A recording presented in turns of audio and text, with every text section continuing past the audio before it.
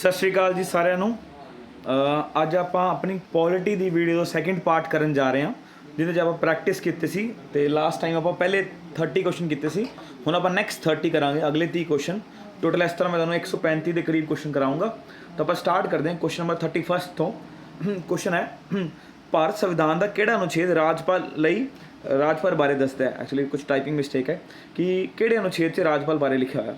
देखो इसका आंसर है आर्टिकल नंबर 153। ठीक है, ਜਿਹੜਾ ਰਾਸ਼ਟਰਪਤੀ ਦਾ ਸੀ ਉਹ ਕਿੰਨਾ ਸੀ 52। ਠੀਕ ਹੈ, ਹੁਣ ਆਪਾਂ ਕਰਨਾ ਕੀ ਹੈ, ਜਦੋਂ ਵੀ ਰਾਸ਼ਟਰਪਤੀ ਰਾਜਪਾਲ ਦੇ ਵਿੱਚ ਫਰਕ ਕਿੰਨਾ ਹੈ 101 ਦਾ। ਠੀਕ ਹੈ ਜੀ, ਯਾਦ ਰੱਖਿਆ ਜੇ 101 ਦਾ ਫਰਕ ਹੈ। ਤਾਂ ਅਗਰ ਇਹਦਾ 52 ਨੂੰ 101 ਐਡ ਕਰ ਦੋ ਕਿੰਨਾ ਬਣ ਜਾਏਗਾ 153।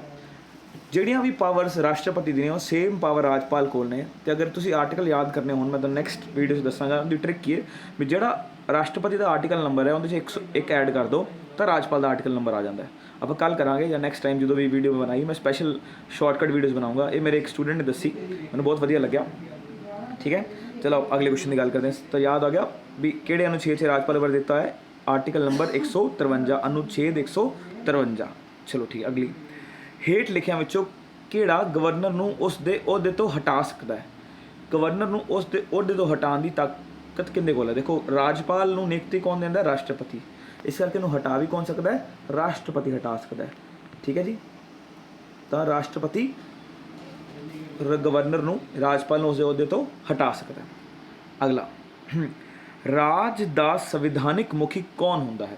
ਦੇਖੋ ਦੋ ਮੁਖੀ ਹੁੰਦੇ ਨੇ ਹਰ ਇੱਕ ਚੀਜ਼। ਜੇ ਮੰਨ ਲਓ ਆਪਾਂ ਭਾਰਤ ਦੀ ਗੱਲ ਕਰੀ, ਇੱਕ ਭਾਰਤ ਦਾ ਮੁਖੀ ਹੈ, ਇੱਕ ਭਾਰਤ ਦੀ ਸਰਕਾਰ ਦਾ ਮੁਖੀ। ਭਾਰਤ ਦਾ ਮੁਖੀ ਰਾਸ਼ਟਰਪਤੀ ਹੈ, ਭਾਰਤ ਦੀ ਸਰਕਾਰ ਦਾ ਮੁਖੀ ਪ੍ਰਧਾਨ ਮੰਤਰੀ ਹੈ। ਐਵੇਂ ਰਾਜ ਦੀ ਸਰਕਾਰ ਦਾ ਮੁਖੀ ਹੁੰਦਾ ਮੁੱਖ ਮੰਤਰੀ, ਪਰ ਰਾਜ ਦਾ ਸੰਵਿਧਾਨਿਕ ਮੁਖੀ ਉਹ ਹੁੰਦਾ ਰਾਜਪਾਲ। ਠੀਕ ਹੈ, ਸੰਵਿਧਾਨਿਕ ਮੁਖੀ ਕੌਣ ਹੈ, ਰਾਜਪਾਲ। ਯਾਦ ਰੱਖਿਆ ਜੇ ਅਗਰ ਆ ਜਾਵੇ ਸਰਕਾਰ ਦਾ ਮੁਖੀ ਤਾਂ ਫਿਰ ਆਂਸਰ ਕੀ ਆਏਗਾ, ਮੁੱਖ ਮੰਤਰੀ, ਪਰ ਸੰਵਿਧਾਨਿਕ ਮੁਖੀ ਆ ਜਾਵੇ ਤਾਂ ਰਾਜਪਾਲ। ਅਗਲਾ, ਭਾਰਤੀ ਰਾਜ ਦੀ ਪਹਿਲੀ ਮਹਿਲਾ ਰਾਜਪਾਲ ਕੌਣ ਸੀ। ਵੈਰੀ ਇੰਪੋਰਟੈਂਟ ਕੁਐਸਚਨ ਹੈ। ਕਿਹੜੀ ਇਹੋ ਜਿਹੀ ਪਹਿਲੀ ਮਹਿਲਾ ਹੈ ਜੋ ਭਾਰਤ ਦੀ ਰਾਜਪਾਲ ਬਣੀ। ਠੀਕ ਹੈ ਜੀ, ਇਹ ਹੈ Shrimati Sarojini Naidu. Shrimati Sarojini Naidu, very important question, ਪਹਿਲੀ ਮਹਿਲਾ ਜੋ ਰਾਜਪਾਲ ਬਣੀ। ਠੀਕ ਹੈ ਜੀ, ਅਗਲਾ, ਭਾਰਤੀ ਤਰਜੀਹ ਅਨੁਸਾਰ ਰਾਜਪਾਲ ਦਾ ਦਰਜਾ ਕੀ ਹੈ। ਇਹਦਾ ਮਤਲਬ ਹੈ ਕਿ ਅਗਰ ਆਪਾਂ ਦੇਖੀਏ ਅਹੁਦਾ, ਜਿਵੇਂ ਫਸਟ ਨੰਬਰ 'ਤੇ ਕੌਣ ਆਉਂਦਾ, ਰਾਸ਼ਟਰਪਤੀ। ਦੂਸਰੇ ਨੰਬਰ 'ਤੇ ਕੌਣ ਆਉਂਦਾ, ਉਪ ਰਾਸ਼ਟਰਪਤੀ। ਤੀਸਰੇ ਨੰਬਰ 'ਤੇ ਪ੍ਰਧਾਨ ਮੰਤਰੀ ਅਤੇ ਚੌਥੇ ਨੰਬਰ 'ਤੇ ਕੌਣ ਆਉਂਦਾ, ਰਾਜਪਾਲ। ਇਹਦਾ ਮਤਲਬ ਕਿ ਤਰਜੀਹ ਅਨੁਸਾਰ ਰਾਜਪਾਲ ਦਾ ਕਿੰਨਾ ਦਰਜਾ ਹੈ, ਚੌਥਾ। ਠੀਕ ਹੈ ਜੀ, ਵੈਰੀ ਇੰਪੋਰਟੈਂਟ। ਪਹਿਲੇ ਨੰਬਰ 'ਤੇ ਰਾਸ਼ਟਰਪਤੀ, ਦੂਸਰੇ ਨੰਬਰ 'ਤੇ ਉਪ ਰਾਸ਼ਟਰਪਤੀ, ਤੀਸਰੇ ਨੰਬਰ 'ਤੇ ਪ੍ਰਧਾਨ ਮੰਤਰੀ, ਚੌਥੇ ਨੰਬਰ 'ਤੇ ਰਾਜਪਾਲ। ਠੀਕ ਹੈ ਜੀ, ਵੈਰੀ ਇੰਪੋਰਟੈਂਟ ਕੁਐਸਚਨ। ਅਗਲਾ, ਕਿਹੜੇ ਅਨੁਛੇਦ ਅਨੁਸਾਰ ਇਹ ਦੱਸਿਆ ਗਿਆ ਹੈ ਕਿ ਹਰੇਕ ਰਾਜ ਲਈ ਇੱਕ ਰਾਜਪਾਲ ਹੋਵੇਗਾ। ਇਹ ਕਿਹੜੇ ਅਨੁਛੇਦ 'ਚ ਦਿੱਤਾ ਹੋਇਆ ਹੈ ਕਿ ਇੱਕ ਰਾਜ ਵਾਸਤੇ ਇੱਕ ਰਾਜਪਾਲ ਹੋਏਗਾ। ਇਹ ਵੀ ਕਹਿੰਦੇ ਦਿੱਤਾ ਹੈ ਅਨੁਛੇਦ ਨੰਬਰ 153। ਠੀਕ ਹੈ, ਆਪਾਂ ਸੋਧ ਵੀ ਪੜ੍ਹੀ ਸੀ, 7ਵੀਂ ਸੋਧ ਜਿਹਨੇ ਲਿਖਿਆ ਸੀ ਵੀ ਇੱਕ ਰਾਜਪਾਲ ਦੋ ਰਾਜਾਂ ਵਾਸਤੇ ਹੋ ਸਕਦਾ। ਪਰ ਇਹਦਾ ਮਤਲਬ ਇਹ ਕਿ ਹਰ ਇੱਕ ਰਾਜ ਵਾਸਤੇ ਇੱਕ ਰਾਜਪਾਲ ਤਾਂ ਹੋਏਗਾ, ਜ਼ਰੂਰੀ ਹੈ ਨਾ। ਚਾਹੇ ਉਹ ਇੱਕ ਰਾਜਪਾਲ ਦੋ ਰਾਜਾਂ ਵਾਸਤੇ ਵੀ ਰਾਜਪਾਲ ਬਣ ਸਕਦਾ ਹੈ, ਬਟ ਹਰ ਇੱਕ ਰਾਜ ਨੂੰ ਇੱਕ ਰਾਜਪਾਲ ਜ਼ਰੂਰ ਮਿਲੇਗਾ। ਇਹ ਕਹਿੰਦੇ ਦਿੱਤਾ ਹੈ ਆਰਟੀਕਲ ਨੰਬਰ 153 ਅਨੁਛੇਦ 153। ਅਗਲਾ, ਇਹਨਾਂ ਵਿੱਚੋਂ ਕਿਹੜਾ ਰਾਜ ਦੀ ਆਪਣੀ ਉੱਚ ਅਦਾਲਤ ਨਹੀਂ ਹੈ। ਹੁਣ ਕਿਹੜੇ ਰਾਜ ਦੀ ਆਦੀ ਉੱਚ ਅਦਾਲਤ ਨਹੀਂ, ਆਪਾਂ ਇਹ ਦੱਸਣਾ ਹੈ। ਠੀਕ ਹੈ, ਤੇ ਇਹਦਾ ਆਨਸਰ ਹੈ ਨਾਗਾਲੈਂਡ। ਨਾਗਾਲੈਂਡ ਦੀ ਆਦੀ ਉੱਚ ਅਦਾਲਤ ਨਹੀਂ ਹੈ। ਠੀਕ ਹੈ ਜੀ, ਠੀਕ ਹੈ ਜੀ, ਨਾਗਾਲੈਂਡ ਦੀ ਆਦੀ ਉੱਚ ਅਦਾਲਤ ਨਹੀਂ ਹੈ। ਅਗਲਾ, ਲਕਸ਼ਦੀਪ ਦਾ ਕਾਨੂੰਨੀ ਅਧਿਕਾਰ ਖੇਤਰ ਕਿਸ ਅਧੀਨ ਆਉਂਦਾ ਹੈ। ਦੇਖੋ ਲਕਸ਼ਦੀਪ ਭਾਰਤ ਦੇ ਇਸ ਸਾਈਡ ਆ, ਦੇਖੋ ਆਹ ਭਾਰਤ ਹੋ ਗਿਆ, ਸਾਊਥ ਇੰਡੀਆ, ਆਹ ਸ਼੍ਰੀਲੰਕਾ ਹੋ ਗਿਆ। ਇੱਥੇ ਇੱਧਰ ਆਉਂਦਾ ਲਕਸ਼ਦੀਪ ਅਤੇ ਇੱਧਰ ਆਉਂਦਾ ਅੰਡੇਮਾਨ ਨਿਕੋਬਾਰ। ਅਤੇ ਜਿਹੜਾ ਲਕਸ਼ਦੀਪ ਹੈ ਉਹਦਾ ਆਉਂਦਾ ਕੇਰਲਾ 'ਚ, ਅਤੇ ਅੰਡੇਮਾਨ ਨਿਕੋਬਾਰ ਦਾ ਕਿੱਥੇ ਆਉਂਦਾ, ਵੈਸਟ ਬੰਗਾਲ ਸਾਈਡ। ਠੀਕ ਹੈ, ਇਹਦਾ ਆਉਂਦਾ ਕੇਰਲਾ 'ਚ। ਠੀਕ ਹੈ, ਤਾਂ ਇਹਦਾ ਆਨਸਰ ਕੀ ਹੋਏਗਾ, ਇੱਥੇ ਕੋਈ ਵੀ ਆਪਸ਼ਨ ਦਿੱਤਾ ਨਹੀਂ, ਟਾਈਪਿੰਗ ਮਿਸਟੇਕ ਹੋ ਸਕਦੀ ਹੈ। ਤਾਂ ਲਕਸ਼ਦੀਪ ਦਾ ਕਾਨੂੰਨੀ ਅਧਿਕਾਰ ਕਿਹੜਾ ਹੈ, ਕੇਰਲਾ। ਲਿਖ ਲਿਆ ਜੀ ਸਾਰੇ ਜ਼ਰੂਰ, ਨਾਲ ਨੋਟਸ ਬਣਾ ਲਿਆ ਜੀ। ਵੈਰੀ ਇੰਪੋਰਟੈਂਟ ਕੁਐਸਚਨ ਹੈ, ਬੜੀ ਐਗਜ਼ਾਮ 'ਚ ਆ ਚੁੱਕਾ ਹੈ। ਅਗਰ ਆਵੇ ਕਿ ਅੰਡੇਮਾਨ ਨਿਕੋਬਾਰ ਦਾ ਕਿੱਥੇ ਹੈ, ਤਾਂ ਅੰਡੇਮਾਨ ਨਿਕੋਬਾਰ ਦਾ ਕਿੱਥੇ ਹੈ, ਅੰਡੇਮਾਨ ਨਿਕੋਬਾਰ ਦਾ ਹੈ ਪੱਛਮੀ ਬੰਗਾਲ, ਵੈਸਟ ਬੰਗਾਲ 'ਚ। ठीक है जी, याद रखना है वेस्ट बंगाल। अगला, संघी अदालत किस द्वारा स्थापित की गई? देखो संघीय अदालत किहड़े एक्ट द्वारा स्थापित गई, सही क्वेश्चन इस तरह, ठीक है। इनका आंसर आएगा भारतीय सरकार एक्ट 1935, भारतीय सरकार एक्ट 1935, ठीक है जी। संघीय अदालत किस द्वारा स्थापित की गई? भारतीय सरकारी एक्ट 1935, ठीक है। एक किसी प्रीवियस एग्जाम का क्वेश्चन है, ठीक है, याद रखा जी। अगला, ਉੱਚ ਅਦਾਲਤ ਦੇ ਜੱਜ ਦਾ ਅਹੁਦਾ ਸੰਭਾਲਣ ਲਈ ਵੱਧ ਤੋਂ ਵੱਧ ਕਿੰਨੀ ਉਮਰ ਹੋਣੀ ਚਾਹੀਦੀ ਹੈ, ਜਾਂ ਇਹ ਕਹਿ ਲਓ ਕਿ ਆਪਾਂ ਕਿਸ ਉਮਰ 'ਚ ਰਿਟਾਇਰਮੈਂਟ ਹੁੰਦੀ ਹੈ। ਸਹੀ ਸਵਾਲ ਇਹ ਬਣਨਾ ਚਾਹੀਦਾ ਹੈ, ਕਿੰਨੇ ਸਾਲ ਦੀ ਉਮਰ 'ਚ ਉੱਚ ਅਦਾਲਤ ਦੇ ਜੱਜ ਰਿਟਾਇਰ ਹੋ ਜਾਂਦੇ ਨੇ, ਤੇ ਇਹਦਾ ਆਨਸਰ ਆਏਗਾ 62 ਸਾਲ ਦੀ ਉਮਰ 'ਚ ਰਿਟਾਇਰ ਹੋ ਜਾਂਦੇ ਨੇ, ਠੀਕ ਹੈ ਜੀ। 62 ਸਾਲ ਦੀ ਉਮਰ 'ਚ ਰਿਟਾਇਰ ਹੋ ਜਾਂਦੇ ਨੇ। ਅਗਰ ਆਉਂਦਾ ਸੁਪਰੀਮ ਕੋਰਟ ਤਾਂ ਫਿਰ ਆਨਸਰ ਕੀ ਹੋਣਾ ਚਾਹੀਦਾ ਸੀ? ਫਿਰ ਆਨਸਰ ਆਉਣਾ ਸੀ 65 ਸਾਲ ਦੀ ਉਮਰ 'ਚ, ਠੀਕ ਹੈ ਜੀ। ਅਗਰ ਸੁਪਰੀਮ ਕੋਰਟ ਲਿਖਿਆ ਹੁੰਦਾ, ਸਰਵੋੱਚ ਅਦਾਲਤ ਲਿਖਿਆ ਹੁੰਦਾ ਤਾਂ, ਠੀਕ ਹੈ ਜੀ। ਅਗਲਾ, ਕਿਹੜੇ ਰਾਜ ਦੀਆਂ ਸਭ ਤੋਂ ਵੱਧ ਜ਼ਿਲ੍ਹਾ ਅਦਾਲਤਾਂ ਨੇ? ਦੇਖੋ ਜਿੱਥੇ ਬਹੁਤ ਜ਼ਿਆਦਾ ਜਨਤਾ ਹੁੰਦੀ ਹੈ, ਜਿੱਥੇ ਬਹੁਤ ਜ਼ਿਆਦਾ ਕੇਸ ਹੁੰਦੇ ਨੇ, ਅਤੇ ਏਰੀਆ ਵੀ ਬਹੁਤ ਜ਼ਿਆਦਾ ਹੋਣਾ ਚਾਹੀਦਾ। ਇਹਨਾਂ ਸਾਰਿਆਂ 'ਚੋਂ ਸਹੀ ਆਨਸਰ ਬਣਦਾ ਉੱਤਰ ਪ੍ਰਦੇਸ਼। ਉੱਤਰ ਪ੍ਰਦੇਸ਼ ਦੀ ਸਭ ਨਾਲ ਜ਼ਿਆਦਾ ਜ਼ਿਲ੍ਹਾ ਅਦਾਲਤਾਂ ਹਨ, ਠੀਕ ਹੈ। ਜਿਹੜੀਆਂ ਉੱਚ ਅਦਾਲਤ ਤੋਂ ਥੱਲੇ ਆਉਂਦੀ ਹੈ, ਹਾਈ ਕੋਰਟ ਥੱਲੇ ਸੈਸ਼ਨ ਕੋਰਟਸ, ਉਹਨਾਂ ਨੂੰ ਜ਼ਿਲ੍ਹਾ ਅਦਾਲਤ ਕਿਹਾ ਜਾਂਦਾ, ਡਿਸਟ੍ਰਿਕਟ ਕੋਰਟ, ਸੈਸ਼ਨ ਕੋਰਟ, ਤਾਂ ਸਭ ਨਾਲ ਜ਼ਿਆਦਾ ਜ਼ਿਲ੍ਹਾ ਅਦਾਲਤਾਂ ਕਿਹਨਾਂ ਦੀਆਂ? ਉੱਤਰ ਪ੍ਰਦੇਸ਼ ਦੀਆਂ। ਅਗਲਾ ਸਵਾਲ, ਹਾਈ ਕੋਰਟ ਦੇ ਜੱਜ ਦੀ ਨਿਯੁਕਤੀ ਵਿੱਚੋਂ ਕੌਣ ਹਿੱਸੇਦਾਰ ਨਹੀਂ ਹੁੰਦਾ? ਕਿ ਹਾਈ ਕੋਰਟ ਦੇ ਜਦੋਂ ਜੱਜ ਦੀ ਨਿਯੁਕਤੀ ਕੀਤੀ ਜਾਂਦੀ ਹੈ ਉਦੋਂ ਕੌਣ ਹਿੱਸੇਦਾਰ ਨਹੀਂ ਹੁੰਦਾ, ਮਤਲਬ ਕਿਹਦੀ ਸਲਾਹ ਨਹੀਂ ਲਈ ਜਾਂਦੀ? ਤਾਂ ਦੇਖੋ ਇੱਕ ਗੱਲ ਯਾਦ ਰੱਖਿਆ ਜੇ, ਰਾਜਪਾਲ ਦਾ ਵੀ ਪੂਰਾ, ਕਿਉਂਕਿ ਰਾਜਪਾਲ ਇੱਕ ਨਾ ਤਾਂ ਕਾਂਗਰਸ ਦਾ, ਨਾ BJP ਦਾ, ਨਾ ਕਿਸੇ ਸਰਕਾਰ ਦਾ ਰਾਜਪਾਲ ਤਾਂ ਨਹੀਂ ਹੁੰਦਾ, ਨਾ ਹੀ ਹਾਈ ਕੋਰਟ ਦਾ ਜੱਜ ਕਿਸੇ ਵੀ ਸਰਕਾਰ ਦਾ ਹੁੰਦਾ, ਅਤੇ ਨਾ ਹੀ ਰਾਸ਼ਟਰਪਤੀ। ਅਤੇ ਨਿਆਂਪਾਲਿਕਾ 'ਚ ਕਦੇ ਵੀ ਕੋਈ ਇਹੋ ਜਿਹੇ ਬੰਦੇ ਦਾ ਹੱਥ ਨਹੀਂ ਹੁੰਦਾ ਜਿਹੜੀ ਕਿਸੇ ਪਾਰਟੀ ਨਾਲ ਬਿਲੋਂਗ ਕਰਦਾ ਹੋਵੇ। ਤਾਂ ਮਤਲਬ ਇਸ ਕੁਐਸਚਨ ਦਾ ਆਨਸਰ ਕੀ ਆਏਗਾ? ਰਾਜ ਦਾ ਮੁੱਖ ਮੰਤਰੀ। ਮਤਲਬ ਰਾਜ ਦੇ ਮੁੱਖ ਮੰਤਰੀ ਦਾ ਕੋਈ ਵੀ ਹਿੱਸੇਦਾਰੀ ਨਹੀਂ ਹੁੰਦੀ ਹਾਈ ਕੋਰਟ ਦੇ ਜੱਜ ਦੀ ਨਿਯੁਕਤੀ ਵਿੱਚ, ਠੀਕ ਹੈ ਜੀ। ਐਵੇਂ ਹੀ ਸੁਪਰੀਮ ਕੋਰਟ ਦੇ ਜੱਜ ਦੀ ਨਿਯੁਕਤੀ 'ਚ ਪ੍ਰਧਾਨ ਮੰਤਰੀ ਦੀ ਕੋਈ ਹਿੱਸੇਦਾਰੀ ਨਹੀਂ ਹੁੰਦੀ, ਠੀਕ ਹੈ ਜੀ। ਇਹ ਗੱਲ ਯਾਦ ਰੱਖਿਆ ਜੇ, ਕਦੇ ਵੀ ਕਿਸੇ ਪਾਰਟੀ ਵਿੱਚ ਨਹੀਂ ਆ ਸਕਦਾ। ਇੱਕ ਵਾਰ ਇੱਕ ਅਮੈਂਡਮੈਂਟ ਵੀ ਹੋਈ ਸੀ ਜਿਹਦੇ 'ਚ ਉਹਨਾਂ ਨੇ ਕੁਛ ਮਿਨਿਸਟਰਸ ਨੂੰ ਇਨਕਲੂਡ ਕੀਤਾ ਸੀ ਜੱਜਾਂ ਦੀ ਨਿਯੁਕਤੀ ਵਾਸਤੇ, ਫਿਰ ਬਾਅਦ 'ਚ ਉਹਨੂੰ ਸ਼ੋਧ ਕਰ ਦਿੱਤਾ ਗਿਆ ਸੀ। ਉਹ ਨਿਆਂਪਾਲਿਕਾ ਇੱਕ ਅਲੱਗ ਹੈ, ਮਤਲਬ ਉਹਦਾ ਵਿਧਾਨ ਪਾਲਿਕਾ ਅਤੇ ਕਾਰਜਪਾਲਿਕਾ ਦਾ ਕੋਈ ਹੱਕ ਨਹੀਂ ਹੁੰਦਾ ਉਹਦੇ ਵਿੱਚ, ਠੀਕ ਹੈ ਜੀ, ਉਹ ਅਲੱਗ ਹੁੰਦੀ ਸਾਰਿਆਂ ਤੋਂ। ਅਗਲਾ, ਭਾਰਤ ਵਿੱਚ ਕਿੰਨੀਆਂ ਉੱਚ ਅਦਾਲਤਾਂ ਹਨ? ਠੀਕ ਹੈ ਜੀ, ਇਹ ਬਦਲਦੀ ਰਹੇ, ਵੈਸੇ ਪਹਿਲਾਂ 24 ਹੁਣ 25 ਹੋ ਗਈਆਂ ਨੇ। ਤਾਂ ਭਾਰਤ 'ਚ ਕਿੰਨੀਆਂ ਉੱਚ ਅਦਾਲਤਾਂ ਨੇ? 25, ਠੀਕ ਹੈ। ਲੇਟੈਸਟ ਤੇਲੰਗਾਨਾ ਅਤੇ ਹੈਦਰਾਬਾਦ ਵਾਲੀ ਬਣੀ, ਠੀਕ ਹੈ ਜੀ। ਅੱਗੇ ਕਰਦੇ ਹਾਂ, 2013 'ਚ ਬਣੀਆਂ ਸੀ 3 ਅਦਾਲਤਾਂ ਜਿਹੜੀਆਂ ਆਪਣੀ ਤ੍ਰਿਪੁਰਾ ਵਾਲੀਆਂ, ਜਿਹੜੀਆਂ 7 ਸਿਸਟਰਸ ਨੇ ਉਸ ਸਾਈਡ ਵਾਲੀਆਂ। ਅਗਲਾ, ਜੇਕਰ ਇੱਕ ਰਾਜ ਨੀਤੀ ਨਿਰਦੇਸ਼ਕ ਸਿਧਾਂਤਾਂ ਨੂੰ ਲਾਗੂ ਕਰਨ ਵਿੱਚ ਅਸਫਲ ਰਹਿੰਦਾ ਹੈ ਤਾਂ ਇੱਕ ਨਾਗਰਿਕ ਕਿਹੜੀ ਅਦਾਲਤ ਵਿੱਚ ਜਾ ਕੇ ਇਹਨਾਂ ਨੂੰ ਲਾਗੂ ਕਰਨ ਲਈ ਪੈਟੀਸ਼ਨ ਦਾਇਰ ਕਰ ਸਕਦਾ ਹੈ? ਦੇਖੋ ਇਹ ਕੁਐਸਚਨ ਦਾ ਬੜਾ ਸਿੰਪਲ ਜਿਹਾ ਮਤਲਬ ਹੈ। ਦੇਖੋ ਕਿ ਕਦੇ ਵੀ ਕੋਈ ਆਪਾਂ ਅਗਰ ਮੌਲਿਕ ਅਧਿਕਾਰ ਦੀ ਉਲੰਘਣਾ ਕਰੇ ਤਾਂ ਆਪਾਂ ਕੋਰਟ 'ਚ ਜਾ ਸਕਦੇ ਹਾਂ, ਬਟ ਅਗਰ ਮੌਲਿਕ ਕਰਤੱਵ ਨਹੀਂ ਕਰੀਏ, ਮੌਲਿਕ ਕਰਤੱਵ ਨਾ ਮਤਲਬ ਇੰਪਲੀਮੈਂਟ ਕਰੀਏ, ਜਿਵੇਂ ਮੰਨ ਲਓ ਆਪਾਂ ਸੱਜੇ ਪਾਸੇ ਤੁਰਨਾ, ਖੱਬੇ ਪਾਸੇ ਤੁਰੀਏ, ਇਹ ਥੋੜ੍ਹਾ ਬਹੁਤ ਗੰਦੀ ਕਰ ਦਈਏ ਤਾਂ ਉਹ ਆਪਾਂ ਕੋਈ ਜੇਲ੍ਹ 'ਚ ਥੋੜ੍ਹਾ ਪਾ ਦੇਗਾ। ਇਸੇ ਤਰ੍ਹਾਂ ਜੇ ਰਾਜ ਦੇ ਨਿਰਦੇਸ਼ਕ ਸਿਧਾਂਤ ਉਹ ਨਹੀਂ ਅਗਰ ਫੋਲੋ ਕਰਦੇ ਤਾਂ ਆਪਾਂ ਕਿਸੇ ਹਾਈ ਕੋਰਟ ਜਾਂ ਕਿਸੇ ਉੱਚ ਅਦਾਲਤ 'ਚ ਨਹੀਂ ਜਾ ਸਕਦੇ, ਠੀਕ ਹੈ। ਆਪਾਂ ਕਿਸੇ ਅਦਾਲਤ 'ਚ ਨਹੀਂ ਜਾ ਸਕਦੇ ਉਸ ਕਰਕੇ, ਠੀਕ ਹੈ ਜੀ, ਸਮਝ ਆ ਗਿਆ? ਤਾਂ ਕੋਈ ਅਦਾਲਤ ਨਹੀਂ ਇਹਦਾ ਆਨਸਰ ਆਏਗਾ।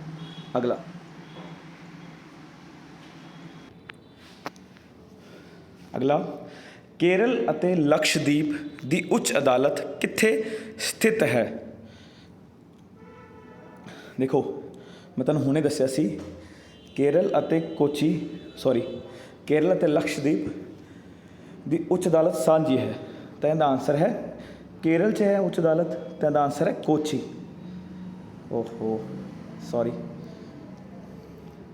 ਇਹਦਾ ਆਨਸਰ ਹੈ ਕੋਚੀ, ਠੀਕ ਹੈ ਜੀ। ਅਗਲਾ ਸਵਾਲ ਕਰਦੇ ਹਾਂ, ਕਿਹੜੇ ਤੱਥਾਂ ਦੇ ਆਧਾਰ 'ਤੇ ਹਾਈ ਕੋਰਟ ਨੇ ਜੱਜ ਨੂੰ ਦੋਸ਼ੀ ਮੰਨਿਆ ਜਾ ਸਕਦਾ ਹੈ? ਕਿਹੜੇ ਤੱਥਾਂ ਦੇ ਆਧਾਰ 'ਤੇ ਹਾਈ ਕੋਰਟ ਦੇ ਜੱਜ ਨੂੰ ਦੋਸ਼ੀ ਮੰਨਿਆ ਜਾ ਸਕਦਾ ਹੈ? ਦੇਖੋ ਦੋ ਹੁੰਦੇ ਨੇ, ਇੱਕ ਤਾਂ ਉਹਦਾ ਮਾੜਾ ਵਿਤਕਰਾ ਹੋਵੇ, ਮਾੜਾ ਵਿਤਕਰਾ ਮਤਲਬ ਮਾੜਾ ਵਤੀਰਾ, ਅਤੇ ਮਤਲਬ ਬੈਡ ਬਿਹੇਵੀਅਰ।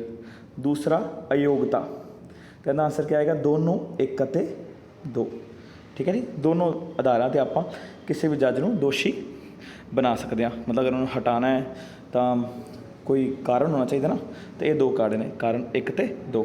ਅਗਲਾ, ਜ਼ਿਲ੍ਹਾ ਅਦਾਲਤ ਦੇ ਫੈਸਲੇ ਉੱਤੇ ਉੱਚ ਅਦਾਲਤ ਦਾ ਕੀ ਕਾਨੂੰਨੀ ਖੇਤਰ ਹੁੰਦਾ ਹੈ?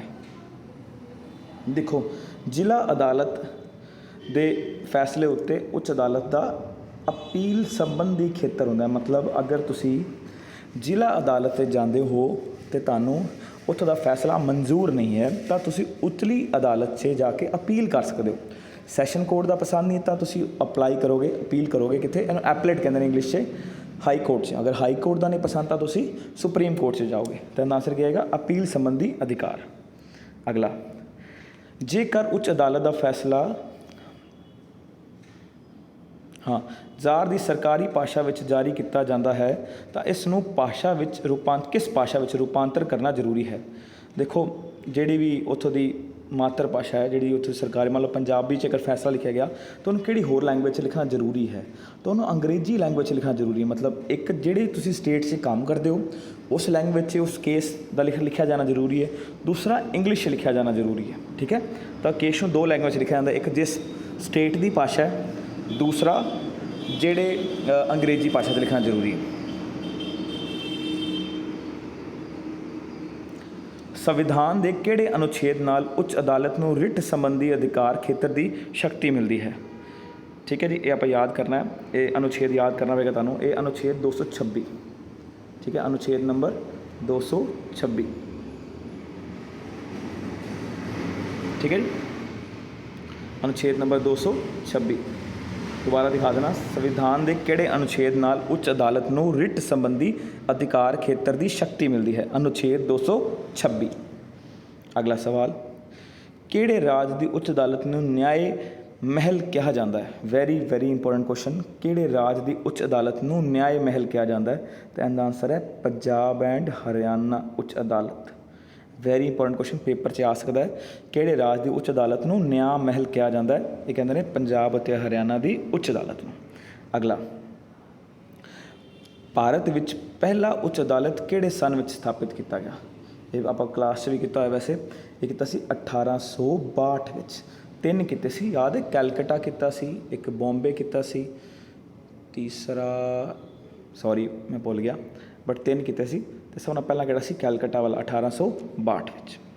ਅਗਲਾ, ਸੰਵਿਧਾਨ ਦੇ ਕਿਹੜੇ ਭਾਗ ਵਿੱਚ ਉੱਚ ਅਦਾਲਤ ਬਾਰੇ ਦੱਸਿਆ ਗਿਆ ਹੈ?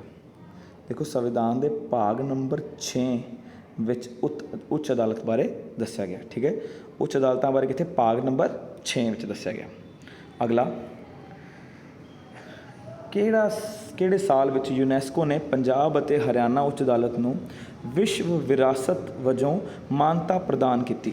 ਠੀਕ ਹੈ ਜੀ, ਵਿਸ਼ਵ ਵਿਰਾਸਤ ਵਜੋਂ ਮਾਨਤਾ ਪ੍ਰਦਾਨ ਕੀਤੀ, ਅਤੇ ਇਹ ਕੀਤਾ ਸੀ 2016 ਵਿੱਚ। Very very important question. ਕਿਹੜੇ ਸਾਲ ਵਿੱਚ ਯੂਨੈਸਕੋ ਨੇ ਪੰਜਾਬ ਅਤੇ ਹਰਿਆਣਾ ਉੱਚ ਅਦਾਲਤ ਨੂੰ ਵਿਸ਼ਵ ਵਿਰਾਸਤ ਵਜੋਂ ਮਾਨਤਾ ਪ੍ਰਦਾਨ ਕੀਤੀ? ਇਹ 2016। ਅਗਲਾ, ਭਾਰਤ ਦੀ ਸੰਵਿਧਾਨਿਕ ਅਸੈਂਬਲੀ ਦਾ ਕੰਮ ਕਿਸ ਫਰੇਮਵਰਕ ਅਧੀਨ ਕੀਤਾ ਜਾਂਦਾ ਹੈ? ਵੀ ਭਾਰਤ ਦੀ ਸੰਵਿਧਾਨਿਕ ਅਸੈਂਬਲੀ ਹੈ, ਉਹਦਾ ਜਿਹੜਾ ਕੰਮ ਹੈ, ਫਰੇਮਵਰਕ ਹੈ, ਮਤਲਬ ਢਾਂਚਾ ਹੈ, ਉਹ ਮਤਲਬ ਕਿਹੜੇ ਐਕਟ ਦੇ ਅਧੀਨ ਆਉਂਦਾ ਹੈ? ਮਤਲਬ ਕਿਹੜੇ ਐਕਟ ਦੇ ਅਧੀਨ ਆਉਂਦਾ, ਮਤਲਬ ਜਿਹਦੇ 'ਚ ਸਾਰਾ ਕੁਛ ਉਹਦੇ ਬਾਰੇ ਐਕਸਪਲੇਨ ਕੀਤਾ ਹੋਇਆ। ਠੀਕ ਹੈ, ਤਾਂ ਇਹਦਾ ਆਨਸਰ ਆਉਂਦਾ ਹੈ ਕੈਬਨਿਟ ਮਿਸ਼ਨ 1946। ਠੀਕ ਹੈ ਜੀ, ਕੈਬਨਿਟ ਮਿਸ਼ਨ 1946। ਭਾਰਤ ਦੀ ਸੰਵਿਧਾਨਿਕ ਅਸੈਂਬਲੀ ਦਾ ਕੰਮ ਕਿਸ ਫਰੇਮਵਰਕ ਅਧੀਨ ਕੀਤਾ ਗਿਆ? Cabinet mission 1946। ਠੀਕ ਹੈ ਜੀ। ਹੇਠ ਦਿੱਤਿਆਂ ਗਏ ਵਿੱਚੋਂ ਸੰਵਿਧਾਨ ਦੀ ਡਰਾਫਟ ਕਮੇਟੀ, ਜਿਹਨੂੰ ਆਪਾਂ ਖਰੜ ਕਮੇਟੀ ਕਹਿੰਦੇ ਹਾਂ, ਦੇ ਚੇਅਰਮੈਨ ਕੌਣ ਸੀ? ਤਾਂ ਖਰੜ ਕਮੇਟੀ ਦੇ ਚੇਅਰਮੈਨ ਸੀ ਡਾਕਟਰ BR ਅੰਬੇਦਕਰ। ਠੀਕ ਹੈ ਜੀ। ਕਿੰਨੇ ਮੈਂਬਰ ਸੀ? 7 ਮੈਂਬਰ, ਤੁਹਾਨੂੰ ਯਾਦ ਹੋਏਗਾ, ਆਪਾਂ ਪੜ੍ਹਿਆ ਸੀ ਕਲਾਸ 'ਚ। ਹੇਠ ਦਿੱਤੇ ਗਏ ਵਿੱਚੋਂ ਸੰਵਿਧਾਨ ਦੀ ਡਰਾਫਟ ਕਮੇਟੀ ਦੇ ਚੇਅਰਮੈਨ, ਖਰੜ ਕਮੇਟੀ ਦੇ ਚੇਅਰਮੈਨ ਕੌਣ ਸੀ? Doctor BR Ambedkar. ਠੀਕ ਹੈ ਜੀ। ਅਗਲਾ, ਭਾਰਤੀ ਸੰਵਿਧਾਨ ਦੀ ਸਭਾ ਦਾ ਪਹਿਲਾ ਸੈਸ਼ਨ ਕਿੱਥੇ ਹੋਇਆ? ਦੇਖੋ, ਜਿਹੜੇ ਭਾਰਤ ਸੰਵਿਧਾਨ ਦੀ ਸਭਾ ਸੀ, ਉਹਦਾ ਪਹਿਲਾ ਸੈਸ਼ਨ ਹੋਇਆ ਸੀ ਨਵੀਂ ਦਿੱਲੀ ਵਿੱਚ। ਠੀਕ ਹੈ, ਜਿਹੜੀ ਸੰਵਿਧਾਨ ਸਭਾ ਬਣੀ ਸੀ, ਜਿਹਦੇ ਨੇ ਸਾਰਾ ਸੰਵਿਧਾਨ ਦਾ ਨਿਰਮਾਣ ਕੀਤਾ, ਉਹਨਾਂ ਦਾ ਪਹਿਲਾ ਸੈਸ਼ਨ ਕਿੱਥੇ ਹੋਇਆ ਸੀ? ਉਹਨਾਂ ਦਾ ਪਹਿਲਾ ਸੈਸ਼ਨ ਹੋਇਆ ਸੀ ਨਿਊ ਦਿੱਲੀ, ਨਵੀਂ ਦਿੱਲੀ 'ਚ। ਅਗਲਾ, ਹੇਠ ਲਿਖਿਆਂ ਵਿੱਚੋਂ ਕੌਣ ਜੁਲਾਈ 1946 ਵਿੱਚ ਸਥਾਪਿਤ ਕੀਤੀ ਗਈ ਸੰਵਿਧਾਨ ਸਭਾ ਦਾ ਮੈਂਬਰ ਨਹੀਂ ਸੀ? ਜਦੋਂ ਜੁਲਾਈ 1946 'ਚ ਸੰਵਿਧਾਨ ਸਭਾ ਦਾ ਨਿਰਮਾਣ ਹੋਇਆ ਸੀ, ਉਸ ਟਾਈਮ ਇਹਨਾਂ 'ਚੋਂ ਕਿਹੜਾ ਮੈਂਬਰ ਨਹੀਂ ਸੀ? ਠੀਕ ਹੈ, ਇਹਦਾ ਮਹਾਤਮਾ ਗਾਂਧੀ ਉਸ ਟਾਈਮ ਉਸ ਸੰਵਿਧਾਨ ਸਭਾ ਦੇ ਮੈਂਬਰ ਨਹੀਂ ਸਨ। ਠੀਕ ਹੈ ਜੀ, ਦਾ ਆਨਸਰ ਕੀ ਆਏਗਾ? ਮਹਾਤਮਾ ਗਾਂਧੀ। ਅਗਲਾ, ਹੇਠ ਲਿਖਿਆਂ ਵਿੱਚੋਂ ਕਿਹੜੀ ਕਮੇਟੀ ਦੀ ਪ੍ਰਧਾਨਗੀ ਜਵਾਹਰ ਲਾਲ ਨਹਿਰੂ ਦੁਆਰਾ ਸੰਵਿਧਾਨਿਕ ਵਿਧਾਨ ਸਭਾ ਦੁਆਰਾ ਕੀਤੀ ਗਈ? ਕਿ ਪੰਡਿਤ ਜਵਾਹਰ ਲਾਲ ਨਹਿਰੂ ਜੀ ਨੇ ਕਿਹੜੀ ਕਮੇਟੀ ਦੀ ਪ੍ਰਧਾਨਗੀ ਕੀਤੀ ਸੀ? ਇਹਦਾ ਆਨਸਰ ਹੈ ਯੂਨੀਅਨ ਪਾਵਰ ਕਮੇਟੀ। ਠੀਕ ਹੈ, ਇਹ ਵੈਸੇ ਇੰਨਾ ਇੰਪੋਰਟੈਂਟ ਕੁਐਸਚਨ ਨਹੀਂ ਹੈਗਾ, ਠੀਕ ਹੈ, ਪਰ ਆ ਗਿਆ ਤਾਂ ਆਪਾਂ ਕਰ ਲੈਂਦੇ ਹਾਂ। ਯੂਨੀਅਨ ਪਾਵਰ ਕਮੇਟੀ ਦੇ ਹੈੱਡ ਸੀ ਉਹ। ਠੀਕ ਹੈ ਜੀ। ਅਗਲਾ, ਸੰਵਿਧਾਨ ਦੀ ਡਰਾਫਟ ਕਮੇਟੀ ਦੇ ਕੁੱਲ ਕਿੰਨੇ ਮੈਂਬਰ ਸਨ? ਮੈਂ ਹੁਣੇ ਤੁਹਾਨੂੰ ਦੱਸਿਆ ਖਰੜ ਕਮੇਟੀ ਦੇ ਮੈਂਬਰ ਕਿੰਨੇ ਸੀ? 7 ਮੈਂਬਰ ਸਨ। ਠੀਕ ਹੈ ਜੀ। ਇਹ ਸੀ ਆਪਣੇ ਨੈਕਸਟ 30 ਕੁਐਸਚਨ, ਜਿਹੜੇ ਆਪਾਂ ਪਹਿਲਾਂ 30 ਕੁਐਸਚਨ ਕੀਤੇ ਸੀ ਉਸ ਸੀਰੀਜ਼ ਦਾ ਅਗਲਾ 30 ਪਾਰਟ। ਅੱਜ ਆਪਾਂ ਉੱਚ ਅਦਾਲਤ ਬਾਰੇ ਮੋਸਟਲੀ ਕੁਐਸਚਨ ਕੀਤੇ, ਤਾਂ ਨਾਲ ਆਪਾਂ ਸੰਵਿਧਾਨ ਦੇ ਨਿਰਮਾਣ ਬਾਰੇ ਥੋੜ੍ਹੇ ਜਿਹੇ ਸਵਾਲ ਕੀਤੇ। ਠੀਕ ਹੈ ਜੀ। ਅਤੇ ਬਾਕੀ ਹੁਣ ਕੁਐਸਚਨ ਆਪਾਂ ਕੱਲ੍ਹ ਕਰਾਂਗੇ ਜਾਂ ਪਰਸੋਂ, ਜਿਸ ਦਿਨ ਮੈਂ ਨੈਕਸਟ ਵੀਡੀਓ ਬਣਾਈ। ਅਤੇ ਮੈਂ ਸਾਰਿਆਂ ਨੂੰ ਰਿਕੁਐਸਟ ਜ਼ਰੂਰ ਕਰਾਂਗਾ ਕਿ ਮੈਂ ਜਿਹੜੀ ਬਾਕੀ ਵੀਡੀਓਜ਼ ਅਪਲੋਡ ਕਰ ਰਿਹਾ ਉਹਨਾਂ ਦੇ ਨੋਟਸ ਜ਼ਰੂਰ ਬਣਾਉਣ। ਪ੍ਰੀਵੀਅਸ ਈਅਰ ਕੁਐਸਚਨ ਬਹੁਤ ਮੁਸ਼ਕਿਲ ਨਾਲ ਲੱਭ ਕੇ ਲੈ ਕੇ ਆ ਰਿਹਾ ਤੁਹਾਡੇ ਵਾਸਤੇ, ਤਾਂ ਕਿ ਤੁਸੀਂ ਸਾਰੇ ਐਗਜ਼ਾਮ 'ਚ ਸਿਲੈਕਟ ਹੋ ਸਕੋ। ਠੀਕ ਹੈ ਜੀ। Thank you. Have a nice day.